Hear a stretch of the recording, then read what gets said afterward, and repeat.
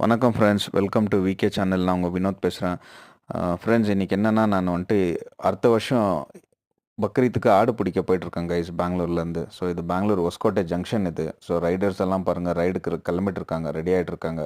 சரி, அவங்களையும் பார்த்துட்டு சரி நம்மளும் அப்படியே கிளம்பலான்னு சொல்லிட்டு மாலூரை தாண்டி போயிட்டுருக்கோம் கைஸ். இதில் என்ன விஷயம்னா கைஸ், ஒரு வருஷம் நான் ஆடு ரன் பண்ணேன். எனக்கு ஒரு நாலேஜும் இல்லை, தெரியாத நாட்டி ஆடுங்களை வளர்த்துட்டோம் போன வருஷம். ஸோ இந்த வருஷமாவது பக்கா நெல்லூர் ஜுடுப்பி பிடிக்கணும், வாங்கணும், நல்ல ப்ரீடாக செலக்ட் பண்ணணும்னு சொல்லிட்டு கிளம்பியிருக்கோம் கைஸ். இறைவனை வேண்டிட்டு கிளம்புனாங்க, எனக்கு ஒரு வழி காட்டுப்பா, எனக்கு ஒன்றும் தெரியாத போயிட்டுருக்கோன்னு. ஸோ கிட்ட நெருங்கிட்டோம் பாருங்கள், பொழுது வெளிச்சமாயிட்டு இருக்கு. ஸோ பாருங்கள், சந்தைக்கு ஆடெல்லாம் கொண்டு வராங்க விவசாயிங்க. ஸோ ஓகே, நம்மளும் போகலாம், ரொம்ப லேட் ஆகிடுச்சின்னு சொல்லிட்டு அடிச்சுக்க பிடிச்சிக்க போனாங்களாம். ஒரு சந்தை கேட் என்ட்ரன்ஸில் ஒருத்தர் ரொம்ப சந்தோஷமாக ஒரு ஆடை வீடியோ பிடிச்சிட்டு இருந்தார். யார்ப்பா இவருன்னு அப்படியே கொஞ்சம் ரிவைண்ட் பண்ணி நம்ம பிரைனில் பார்த்தாக்கா, இவர் சந்துரு. இவர் வந்துட்டு இந்த குடியாத்த, இவர் பேர் வந்துட்டு சந்திரனுங்க.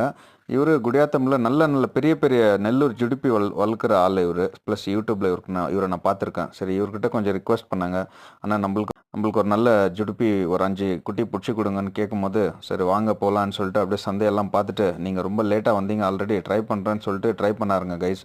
அவர் மனசுக்கு பிடிச்ச மாதிரி நல்ல குவாலிட்டியான குட்டி எதுவுமே அமையலைங்க, கிடைக்கல.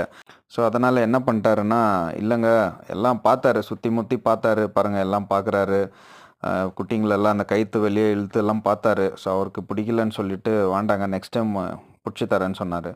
ஸோ என்ன தான் பண்ணுறது அப்படின்னு சொல்லிட்டு நானும் யோசிக்கும் போது, அவர் ஒரு சின்ன குட்டி வாங்கி வச்சுருந்தாருங்க. சரி, அதையாவது தரீங்களான்னு சொல்லிட்டு ரிக்வெஸ்ட் பண்ணி கேட்கும்போது, சரிங்க எடுத்துக்கோங்க, நான் பெரிய ஆடு தான் வாங்கி வளர்க்குறது, நீங்கள் சின்ன ஆடு வேணா எடுத்துக்கோங்க, எனக்கு ஒரு ஒரு ஒரு அமௌண்ட் சொன்னார். சரி, அந்த அமௌண்ட்டை கொடுத்துட்டு நாங்களும் அங்கத்துலேருந்து சரி ஒரு நல்ல காண்டாக்ட் கிடச்சிது, ஃபர்தர் இவர்கிட்ட காண்டாக்ட் பண்ணிக்கலான்னு சொல்லிட்டு அப்படியே அந்த குட்டியை தூக்கிட்டு கிளம்பிட்டோம் கைஸ். எடுத்துகிட்டு போயிட்டு நம்ம பண்ணையில் விட்டுருந்தோம். பயப்புள்ள சுற்றி முற்றி பார்த்தான், புது இடம், அட்ஜஸ்ட் ஆக போகிறான்னு நினைக்கிறேன்.